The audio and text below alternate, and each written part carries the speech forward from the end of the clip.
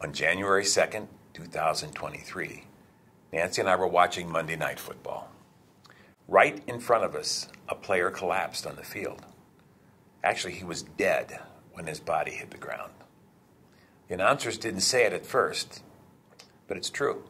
You may remember seeing this. Damar Hamlin, a safety for the Buffalo Bills, tackled Cincinnati Bengals wide receiver T. Higgins.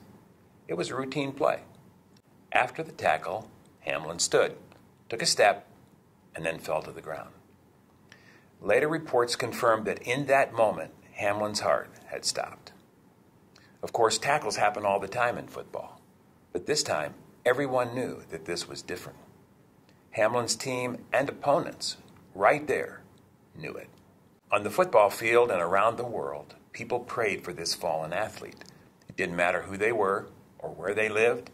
It didn't matter if they were religious or not. Millions prayed with no shame. In fact, a few days later on ESPN, a reporter prayed on the air, right there, in front of his massive television audience. What inspired this worldwide call to prayer? It was death. That's right, death, or the possibility of death. This brought many, whether spiritual or not, into the Lord's presence. The next day I received a text from Jill Kelly, the wife of iconic Buffalo Bills star quarterback Jim Kelly. She wrote, "It's so much bigger than we can see with our eyes. Only Jesus can do this. Praying that Christ is made known in this and that people recognize their need for him and turn towards him and be saved. Today is the day of salvation." She closed with two simple words: keep praying.